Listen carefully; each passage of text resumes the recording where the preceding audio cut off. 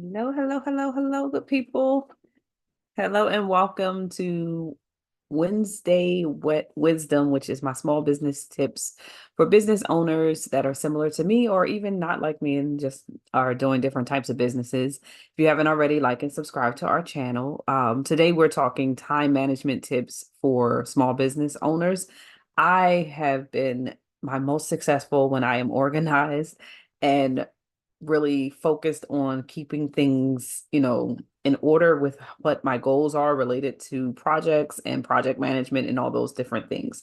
So today I thought I would just do three simple tips that has helped me to kind of maintain my actual success when it comes to small business and organizing and keeping myself in order. So I'm going to keep it simple. I have decided to stop making a promise that I'm going to keep it under a certain time. So that being said, hi, I'm Sharia. This is uh oh goodness, Happy Healthy Whole with Sharia Farmer.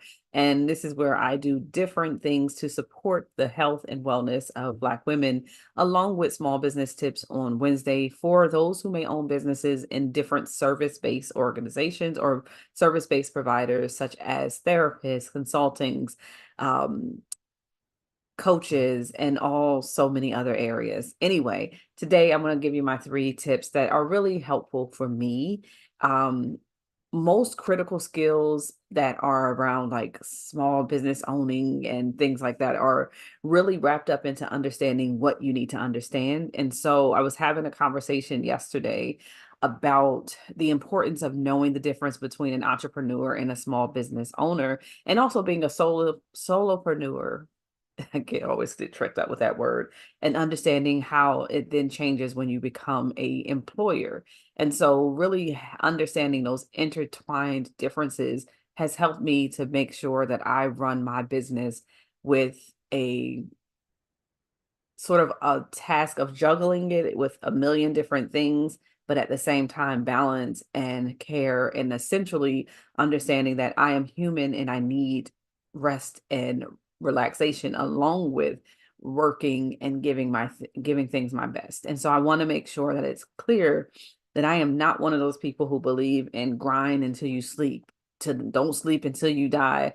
I am definitely not that person. If that's who you're looking for, I am not going to be able to help you, but I can help you organize with the time that you allot for your success. And I stress that because it does take time to run a business. It does take time to understand what you're going to do. And so that being said, I get this question a lot. And so I wanted to just give my reflection on it. So first thing I do is I prioritize my tasks.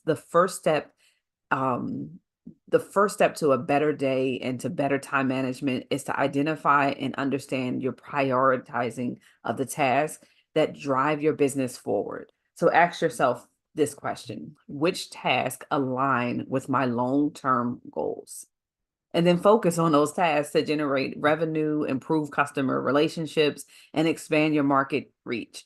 The reality is that if you use this tool, you are asking a very simple question to create very difficult tasks over time, but you can break them down into smaller tasks so that you can see success, which is going to be extremely important. Understanding that when I'm talking about prioritizing tasks, that means that first I need to know my long-term goals related to the areas in which these tasks belong to. So for me, that means if I am looking to have training courses and success in training, that might be the marketing related to it. That might be the development of the courses. That might be the polls connected to customer interest and what they want to do. But what I am going to do is prioritize the order according to what will best help me to reach that goal. And so I'm going to maybe write all of them down and then prioritize them. If it's 10 things, 1 through 10, and I'm going to start with the things that I can do within that three things on that list each day. Because I do believe that in prioritizing your tasks, in order to chop them up into small things to see success, it's going to be helpful to kind of create a 3 a day rule at least, which is I'm going to do 3 things a day until completion. I'm gonna probably at the end give you a bonus one at the to help, because I didn't put this on a list, but I'm gonna come back to it, which is how I do those 3 tasks a day to kind of focus in. So focus on prioritizing your tasks based off of what you know your business need is at the time and according to reaching and aligning with your long-term goals. That way you can focus your energy on mm, the truly important things that matter towards your business growth, because sometimes it can get real easy to get, strolling and looking at the different social medias, looking at different ways that people are doing things, trying to listen to a million different podcasts or business podcasts. And I do recommend doing that because it helps you to grow and help, but doing it even as you're working on your task, right? So being able to understand the importance of prioritizing your task is my first tip. I'm going to come back to how I focus if I think about how important that is for me as a bonus tip at the end. So if you stick around, I'll bring in how I focus and what kind of technique I use on my focus, because I didn't add that.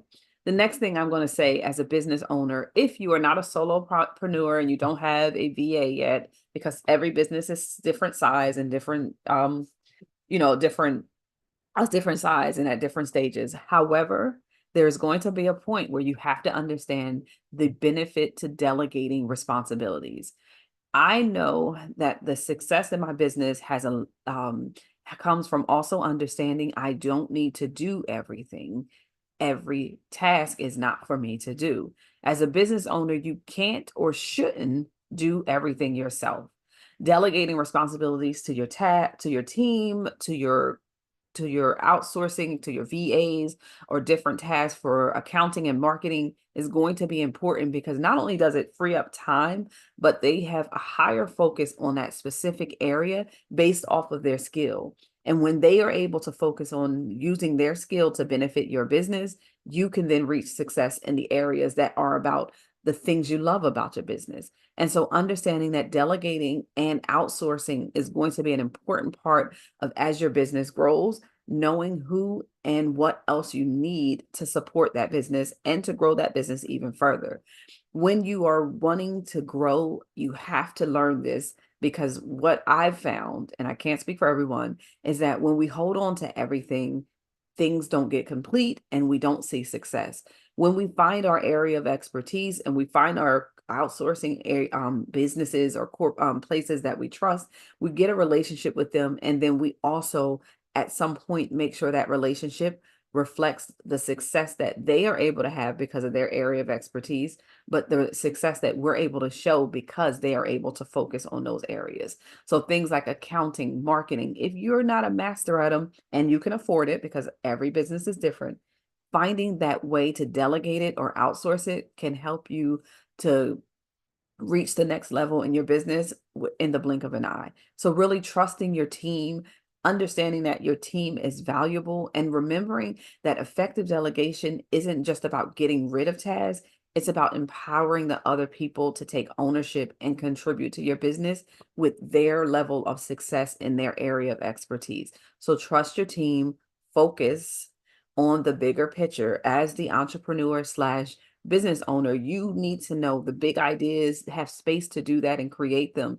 When you're trying to do every task, that is too difficult for the average person. Now, at the beginning of my business, there was things that I had to do because I could not afford to outsource yet. So finding those things and even putting them into that priority list, understanding if you can create a schedule on how to do that. Those are all different ways that you can still delegate the time related to that task if you can't delegate the full task out.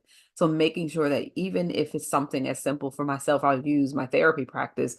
When I first started, it was just me. And so I was doing my own billing. And what I realized quickly is that I don't want to always do this. However, I couldn't afford to take out 7 or 5% or 2% of my actual billing manage for a biller. And so at the time, what I learned to do was every Friday at from 9 to 11, I focused on claims, submitting, and cleaning up if that means I had to call anyone. But it also gave me what I would consider a learning experience to make sure that when I did delegate it, I understood what was the task that needed to be completed for it to be successful. So no, I didn't master billing, but I had an understanding of some kind of baseline knowledge around what they need and what needs to be done in order for us to keep revenue coming in from therapy practice or from my therapy clients. And so that's a version of delegating the task in my priority list to a block schedule, because I'm going to talk about that in a minute. A block scheduled time where I just focus on that task, which I would delegate out later. And I still do that in some areas where I want to learn it first and then delegate it, because that way I can know or answer questions that might be related to the nuances or the niche that I'm in when there's someone else actually doing the service that might be their area of expertise. So think about it from that perspective. How can I learn to delegate if I don't have the resources yet to afford someone? How can I block my schedule so that I can put the areas that I eventually want to delegate out into my schedule so that I can consistently learn it and also keep the task where in the moment I'm ready and or can afford to outsource it, it could be something else that can move to that slot for me to learn. All right. The last thing, because that's I'm only doing 3 tips. I'm trying to stick under 3 tips or 3 to 5. So we said prioritizing and delegation. And then my last thing that I feel is an important part of prioritizing as a Black business owner, as a business owner, is that I need work-life harmony. You hear the word life work-life balance all the time, but for me, I use the word harmony because there may not be this consistent balance in all of my time in all of my areas. So I'm not going to say that everybody gets 5 hours or everybody gets this balanced amount of time, but I do find what is a harmony that relates to how I can balance my time and my work effort as a business owner. And so what that means is I want to be able to prevent burnout. And part of preventing burnout is if I don't recognize how easy it is to get caught up in work, to forget that I need to take care of myself or others, then I can become so overworked or so focused that it leads to fatigue, reduced production, and even straight up burnout, right? So I set boundaries with my scheduling of personal time, whether that's family, friends, exercising, hobbies, the different things that I like to do. So when you look at my schedule, you see on there walking with Kendra, which is one of the things that I do on certain days of the week, right? And then you may see another day where it's weight training because I'm trying to get muscle, right? And so that is part of my actual schedule, even though it's the exercise that might be in my schedule. But I also do the same thing for things like spending time with my cousins or my nephews, making sure that I'm putting it on there to text a friend to make sure I check in with so and so because it's an anniversary. Those things are in my schedule to also produce an acknowledgement of why I even do this work. I don't do this work to just give and give and give. I also do it because it helps to create, specifically for me, it helps to create a lifestyle where I'm allowed to have relationships at and be flexible with my schedule to support my family, to be able to support those who I care about, to be able to provide for some of them the things that they may not be able to provide, but they deserve to have as well. So in order to do that, I need that work-life harmony to be able to take care of myself as well as to have the energy and motivation to run my own business. So for the long haul, one of the things that I am very successful at, and I consider this an accomplishment, is that I believe in understanding how to prioritize self-care along with running your business and running the race of getting your business to be successful. And so in doing that, it becomes part of my passion to make sure that I show others to do that as well. Right? So prioritize, delegate, and maintain work-life harmony slash balance, whichever language you want to use. Those are my 3 tips, but I said I was going to give a bonus tip if you stuck around. So here's my bonus tip. Block schedule time. It has been the key to my success, but in that block schedule time, I do something that is considered really focusing in. And there's some books on these that are very specific to, and I don't have my note in front of me around the books that I could have recommended. And I'll see if I can find them and put them in the comment section. But one of the things that I do is I literally will have 90-minute slots where I am focusing in on a specific task until it is complete. And then I'm using what is also considered that rule of three, where I'm taking the three things that I need to complete today to try to make sure they're the priorities of that beginning blocks of my day. So for example, if it's 9 to 11:30, I might have in there 9 to 11:30 edit and cut up videos for social media. And then I'm taking my break. So my break might be get up and walk, get up and dance, do whatever I need to kind of move away from the work. And then I'm going to either eat lunch, have a snack, and then I'm going to bring myself back. I might even sneak a little watching of a TV because there's certain shows I like to watch that are on during the day if I'm home. And so I might watch 30 minutes. I try not to do more than 30 minutes. And then I come back and do that next 90 minutes. And what that helps me to do is to focus in on developing my task list, which is that priority list, having those block schedules in a reasonable amount of time for me. 90 minutes is my time. Another person might be able to do 60 minutes and need their break. Another person might be able to do 3 hours. That's too much for me. And then what I do is at the end of the day, I've automatically had three things that I've achieved, and I celebrate those things at the end by just saying, you knocked it out the box. You're 3 steps closer to your goal. Keep going. It doesn't have to be an actual item that you're getting. It can just be encouragement to seeing towards your goal. That also helps my mentality and my mindset around achievement because it helps me to believe that I can because I've accomplished things every single day that I put them into my block schedule, which is also why it's important to make that priority list and then to break them down into steps that are manageable in order to get you progress towards your goal. And so I recommend trying to think about how can I prioritize my task list, create steps that are reasonable size, and then put them into a block schedule where I can then use that block schedule by the end of the day to see success towards growing a successful small business. All right, y'all, you take good care of yourselves. This is Wednesday Wisdom. I hope you enjoyed. Have a beautifully blessed day and be well. Take care.